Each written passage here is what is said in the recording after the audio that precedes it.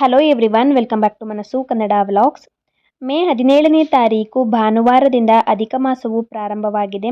ಪ್ರತಿ 3 ವರ್ಷಗಳಿಗೊಮ್ಮೆ ಈ ಅಧಿಕ ಮಾಸವು ಬರುವಂಥದ್ದು. ಹಾಗಾಗಿ ತುಂಬಾ ವಿಶೇಷವಾದ ಒಂದು ಮಾಸ.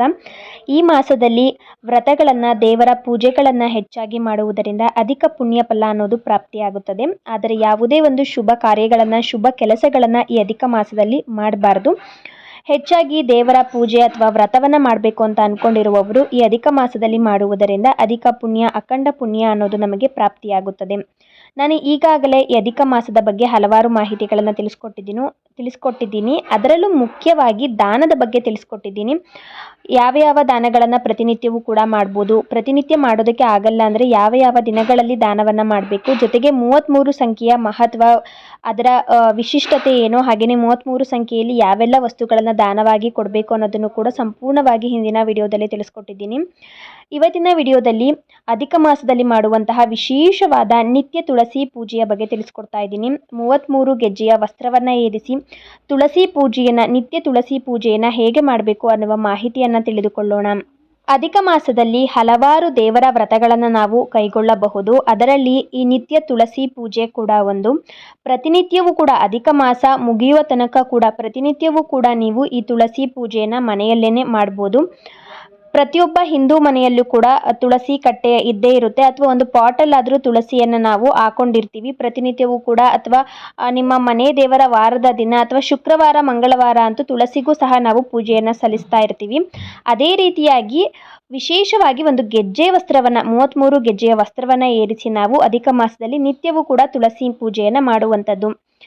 ಬೆಳಗ್ಗೆ ಬ್ರಾಹ್ಮಿ ಮುಹೂರ್ತದಲ್ಲೇ ಎದ್ದು ಸ್ನಾನಾದಿಗಳನ್ನು ಮುಗಿಸಿಕೊಂಡು ಶುದ್ಧವಾದ ಅಂದರೆ ಒಗೆದಿರುವಂತಹ ಮಡಿಬಟ್ಟೆಯನ್ನು ಧರಿಸಿಕೊಂಡು ತುಳಸಿ ಪೂಜೆಯನ್ನು ಮಾಡಬೇಕು. ಮನೆಯ ಅಂಗಳವನ್ನು ಎಲ್ಲವನ್ನು ಕೂಡ ಸಾರಿಸಿಕೊಂಡು ಹೊಸ್ತಿಲನ್ನು ಕೂಡ ಸ್ವಚ್ಛ ಮಾಡಿಕೊಂಡು ಅರಿಶಿನ ಕುಂಕುಮವನ್ನು ಹಚ್ಚಿ ರಂಗೋಲಿಯನ್ನು ಹಾಕಿ, ನಂತರ ತುಳಸಿ ಕಟ್ಟೆ, ನೀವು ಮನೆಯೊಳಗೆ ಕೂಡ ಚಿಕ್ಕದ ಪಾಟಲ್ಲಿ ನೀವೇನಾದರೂ ತುಳಸಿಯನ್ನು ಹಾಕೊಂಡಿದ್ರೆ ಆ ತುಳಸಿ ಪಾಟನ್ನು ನೀವು ಮನೆಯೊಳಗೆ ತಂದಿಟ್ಟು ಕೂಡ ನೀವು ಈ ಅಧಿಕ ಮಾಸದಲ್ಲಿ ನಿತ್ಯ ತುಳಸಿ ಪೂಜೆಯನ್ನು ಮಾಡ್ಬೋದು. ಇಲ್ಲ ಮನೆಯ ಹೊರಭಾಗದಲ್ಲೂ ಕೂಡ ನಿತ್ಯ ತುಳಸಿ ಪೂಜೆಯನ್ನು ಮಾಡ್ಬೋದು.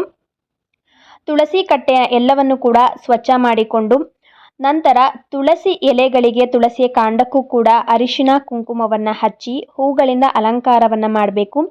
ಜೊತೆಗೆ ಮರೆಯದೆ ನೀವು ಒಂದು ಪುಟ್ಟ ಕೃಷ್ಣನ ವಿಗ್ರಹವನ್ನು ಇಡಬೇಕು. ದೊಡ್ಡದಿದ್ರೂ ಪರವಾಗಿಲ್ಲ, ದೊಡ್ಡದಿದ್ದರೆ ತುಳಸಿ ಏನಿಟ್ಟಿರ್ತೀರ ನೋಡಿ ಪಾಟಲ್ಲಿ, ಅದ್ರ ಪಕ್ಕ ನೀವು ಕೃಷ್ಣನ ವಿಗ್ರಹವನ್ನು ಇಡಿ. ಇಲ್ಲಾಂದರೆ ನಿಮ್ಮ ಹತ್ರ ಚಿಕ್ಕದಾದರೂ ಇದ್ದರೆ, ಚಿಕ್ಕದಿದ್ರೇ ಒಳ್ಳೆಯದು. ಆ ಚಿಕ್ಕ ಒಂದು ಕೃಷ್ಣನ ವಿಗ್ರಹವನ್ನು ತುಳಸಿ ಕಟ್ಟೆ ಏನಿರುತ್ತೆ ತುಳಸಿ ಕಟ್ಟೆಯ ಒಳಭಾಗದಲ್ಲಿ ಇಡಬೇಕು. ಆ ಪುಟ್ಟ ಕೃಷ್ಣನ ವಿಗ್ರಹಕ್ಕೂ ಕೂಡ ನೀವು ಶ್ರೀಗಂಧವನ್ನು ಹಚ್ಚಿ ಹೂಗಳನ್ನು ಇಡಬೇಕು. ಹಾಗೆಯೇ ಮರೆಯದೆ ಮಾಂಗಲ್ಯವನ್ನು ಹಾಕಲೇಬೇಕು. ತುಳಸಿ ಪೂಜೆಯನ್ನು ಮಾಡ್ತಾ ಇದ್ದೀರಾ, ಅದರಲ್ಲೂ ಕೃಷ್ಣನ ಸಮೇತವಾಗಿ ತುಳಸಿ ಪೂಜೆಯನ್ನು ಮಾಡ್ತಾ ಇದ್ದೀರಾ ಅಂದರೆ ಮರೆಯದೆ ಮಾಂಗಲ್ಯವನ್ನು ಹಾಕಬೇಕು. ಮಾಂಗಲ್ಯ ಇಲ್ಲ ಅನ್ನುವವರು ಅರಿಶಿಣದ ಕೊಂಬಿಗೆ ಅರಿಶಿಣದ ದಾರವನ್ನು ಕಟ್ಟಿ ಕೂಡ ಮಾಂಗಲ್ಯವಾಗಿ ನೀವು ಹಾಕಬೇಕು. ಹಾಗೆಯೇ ಗೆಜ್ಜೆ ವಸ್ತ್ರವನ್ನು ಹಾಕಬೇಕು. ಎಷ್ಟು ಗೆಜ್ಜೆ ವಸ್ತ್ರವನ್ನು ಹಾಕಬೇಕು ಅಂದರೆ, ಈಗಾಗಲೇ ಅಧಿಕ ಮಾಸದಲ್ಲಿ 33 ಸಂಖ್ಯೆ ಒಂದು ಮಹತ್ವವನ್ನು ತಿಳಿಸ್ಕೊಟ್ಟಿದ್ದೀನಿ. ಹಾಗಾಗಿನೇ ನೀವು 33 ಗೆಜ್ಜೆಗಳು ಇರುವಂಥ ವಸ್ತ್ರವನ್ನು ಹಾಕಬೇಕು. ಎರಡೆಳೆ ಮಾಡಿಕೊಂಡು 33 ಗೆಜ್ಜೆಗಳು ಇರುವಂತಹ ಗೆಜ್ಜೆ ವಸ್ತ್ರವನ್ನು ನೀವು ತುಳಸಿಗೆ ಹಾಕಿ, ಹಾಗೆಯೇ ನೀವು ರಂಗೋಲಿಯನ್ನು ಬಿಡಬೇಕು. ತುಳಸಿ ಕಟ್ಟೆ ಅಥವಾ ತುಳಸಿ ಪಾಟ್ ಏನಿರುತ್ತೆ ಅದರ ಮುಂಭಾಗದಲ್ಲಿ ರಂಗೋಲಿಯನ್ನು ಬಿಡಬೇಕು. ಶಂಖ ಮತ್ತು ಚಕ್ರದ ರಂಗೋಲಿಯನ್ನು ಬಿಡಬೇಕು.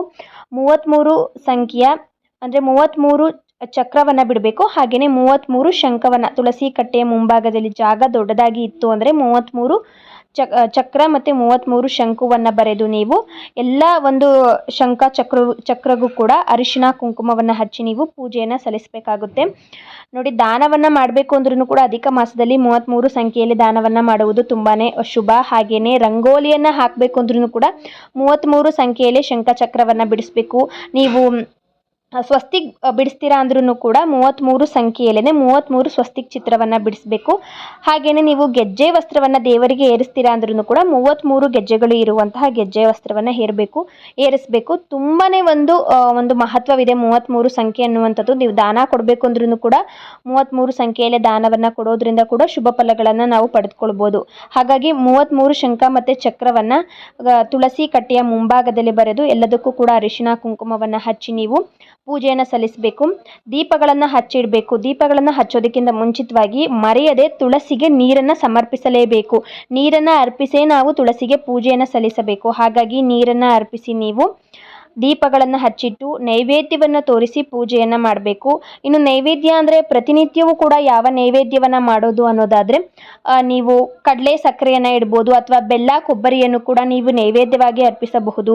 ಸಿಹಿ ಅವಲಕ್ಕಿಯನ್ನು ನೈವೇದ್ಯವಾಗಿ ಇಡ್ಬೋದು. ಬಾಳೆಹಣ್ಣನ್ನು, ಹಾಲನ್ನು ಕೂಡ ಒಂದು ಗ್ಲಾಸಲ್ಲಿ ನೀವು ಹಾಲನ್ನು ಕೂಡ ನೈವೇದ್ಯವಾಗಿ ಇಡ್ಬೋದು.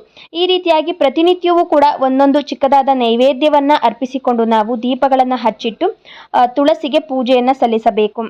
ತುಳಸಿಗೆ ನೀವು ನೀರನ್ನು ಹಾಕಬೇಕಾದರೆ ಮಹಾಪ್ರಸಾದ ಜನನಿ ಸರ್ವ ಸೌಭಾಗ್ಯವರ್ಧಿನಿ ಆದಿವ್ಯಾಧಿ ಹರ ನಿತ್ಯಂ ತುಳಸಿ ತ್ವಂ ನಮೋಸ್ತುತೆ ಎನ್ನುವ ಈ ಶ್ಲೋಕವನ್ನು ನೀವು ಪಠಣೆಯನ್ನು ಮಾಡಿಕೊಂಡು ತುಳಸಿಗೆ ನೀರನ್ನು ಅರ್ಪಿಸಬೇಕು. ತುಳಸಿಗೆ ನೈವೇದ್ಯವನ್ನು ಅರ್ಪಿಸಿ ಪೂಜೆಯನ್ನು ಮಾಡಬೇಕಾದರೆ ಓಂ ತುಳಸ್ಯೈ ವಿದ್ಮಹೆ ಕೇಶವ ಪ್ರಿಯಾಯೈ ಧೀಮಹಿ ತನ್ನೋ ದೇವಿ ಪ್ರಚೋದಯಾತ್ ಎನ್ನುವ ಈ ಒಂದು ತುಳಸಿ ಗಾಯತ್ರ ಮಂತ್ರವನ್ನು ನೀವು ಜಪವನ್ನು ಮಾಡಿಕೊಂಡು ಪಠಣೆಯನ್ನು ಮಾಡಿಕೊಂಡು ತುಳಸಿಗೆ ಪೂಜೆಯನ್ನು ಮಾಡಬೇಕು. ಇದೇ ರೀತಿಯಾಗಿ ಪ್ರತಿನಿತ್ಯವೂ ಕೂಡ ಅಧಿಕ ಮಾಸದಲ್ಲಿ ನೀವು ನಿತ್ಯವೂ ಕೂಡ ಬೆಳಗ್ಗೆನೇ ಎದ್ದು ಒಂದು ಬ್ರಾಹ್ಮಿ ಮುಹೂರ್ತದಲ್ಲೇ ನೈವೇದ್ಯವನ್ನು ಅರ್ಪಿಸಿ 33 ಸಂಖ್ಯೆಯ ಒಂದು ಶಂಖಚಕ್ರದ ರಂಗೋಲಿಯನ್ನು ಬರೆದು 33 ಗೆಜ್ಜೆಯ ವಸ್ತ್ರವನ್ನು ತುಳಸಿಗೆ ಏರಿಸಿ ನೀವು ಕೃಷ್ಣನ ಸಮೇತವಾಗಿ ತುಳಸಿ ಪೂಜೆಯನ್ನು ಮಾಡುವುದರಿಂದ ಖಂಡಿತವಾಗಿಯೂ ಕೂಡ ಸಕಲ ಇಷ್ಟಾರ್ಥಗಳನ್ನು ಆ ದೇವಿ ನಮಗೆ ಕರುಣಿಸುತ್ತಾಳೆ. ಹಾಗೆಯೇ ನೀವು ಬೆಳಗ್ಗೆ ಬ್ರಾಹ್ಮಿ ಮುಹೂರ್ತದಲ್ಲೇ ತುಳಸಿ ಪೂಜೆಯನ್ನು ಮಾಡಬೇಕಾ ಅನ್ನೋದಾದರೆ ಖಂಡಿತವಾಗಿಯೂ ಕೂಡ ಸಾಧ್ಯ ಆದಷ್ಟು ಬೆಳಗ್ಗೆ ಬ್ರಾಹ್ಮಿ ಮುಹೂರ್ತದಲ್ಲೇ ತುಳಸಿ ಪೂಜೆಯನ್ನು ಮಾಡೋದಕ್ಕೆ ಪ್ರಯತ್ನ ಪಡಿ. ನಿಮಗದು ಸಾಧ್ಯ ಆಗಲಿಲ್ಲ ಅಂದರೆ ನಂತರ ಕೂಡ ಬೆಳಗ್ಗೆ ನೀವು ಸ್ನಾನಾದಿಗಳನ್ನು ಮುಗಿಸಿಕೊಂಡು ನೀವು ತುಳಸಿಗೆ ಪೂಜೆಯನ್ನು ಸಲ್ಲಿಸಬಹುದು. ಇನ್ನು ಅಂದರೆ ಬೆಳಗ್ಗೆ ಒಂದು 8 ಗಂಟೆ ಒಳಗೇ ನೀವು ಸಾಧ್ಯ ಆದಷ್ಟು ತುಳಸಿಗೆ ಪೂಜೆಯನ್ನು ಸಲ್ಲಿಸಿ.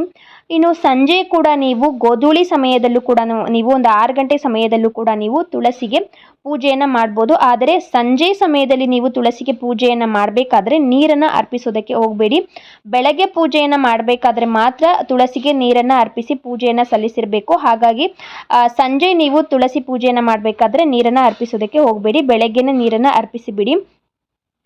ಇನ್ನು ಕೃಷ್ಣನ ಸಮೇತವಾಗಿ ನಾವು ಈ ತುಳಸಿಯನ್ನು ಕೂಡ ಈ ಅಧಿಕ ಮಾಸದಲ್ಲಿ ದಾನವಾಗಿ ಕೊಡ್ಬೋದು. 33 ಕೃಷ್ಣನ ಸಮೇತವಾಗಿ ತುಳಸಿಯನ್ನು ದಾನವಾಗಿ ನೀವು ಬ್ರಾಹ್ಮಣರಿಗೆ ದಾನವಾಗಿ ಕೊಡ್ಬೋದು. ಹೇಗೆ ದಾನ ಕೊಡಬೇಕು ಅಂದರೆ 33 ಸಂಖ್ಯೆಯ ತುಳಸಿ ಗಿಡವನ್ನು ತಗೊಂಬಂದು ಪಾಟಲ್ಲಿ ಹಾಕಿಬಿಟ್ಟು ಅದರ ಒಳಗೆ ಒಂದು ಪುಟ್ಟದಾದ ಕೃಷ್ಣನ ವಿಗ್ರಹವನ್ನು ಇಟ್ಟು ನೀವು ಪೂಜೆಯನ್ನು ಸಲ್ಲಿಸಿ ನಂತರ ನೀವು ದಾನವಾಗಿ ಕೊಡಬೇಕು. ಹಾಗೇನೆ ದಾನವಾಗಿ ಕೊಡಬಾರ್ದು. ನೀವು ಪೂಜೆಯನ್ನು ಸಲ್ಲಿಸಿ ಕೃಷ್ಣ ಮತ್ತು ತುಳಸಿ ಎರಡಕ್ಕೂ ಕೂಡ ನೀವು ಮನೆಯಲ್ಲಿ ಪೂಜೆಯನ್ನು ಸಲ್ಲಿಸಿ ನಂತರ ನೀವು ದಾನವಾಗಿ ಕೊಡಬೇಕು.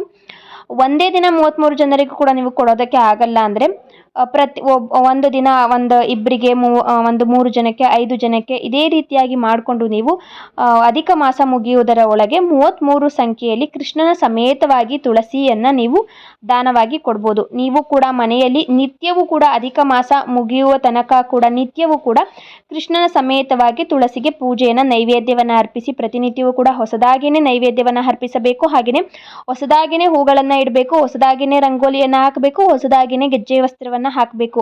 ಹಿಂದಿನ ದಿನ ಹಾಕಿರುವಂಥ ಗೆಜ್ಜೆ ವಸ್ತ್ರ, ಹೂವು, ರಂಗೋಲಿ ಎಲ್ಲವನ್ನು ತೆಗೆದುಬಿಟ್ಟು ನೀವು ಯಾರು ತುಳಿಯದೇ ಇರುವಂಥ ಜಾಗದಲ್ಲಿ ಹಾಕಿ ನೀವು ಹೊಸದಾಗಿ ಎಲ್ಲವನ್ನು ಕೂಡ ಏರಿಸಿ ನೀವು ನೈವೇದ್ಯವನ್ನು ಅರ್ಪಿಸಿ ಪೂಜೆಯನ್ನು ಸಲ್ಲಿಸ್ಬೋದು. ಇನ್ನು ಮಧ್ಯದಲ್ಲಿ ನೀವು ಹೆಣ್ಣು ಮಕ್ಕಳು ಪೀರಿಯಡ್ಸ್ ಆಗುವಂಥ ಸಮಯದಲ್ಲಿ 5 ದಿನಗಳ ಕಾಲ ನೀವು ನಿತ್ಯ ತುಳಸಿ ಪೂಜೆಯನ್ನು ಮಾಡೋದಕ್ಕೆ ಹೋಗಬೇಡಿ. 5 ದಿನಗಳನ್ನು ಸ್ಕಿಪ್ ಮಾಡಿ ನಂತರ ನೀವು ತುಳಸಿ ಪೂಜೆಯನ್ನು ಮುಂದುವರಿಸ್ಬೋದು.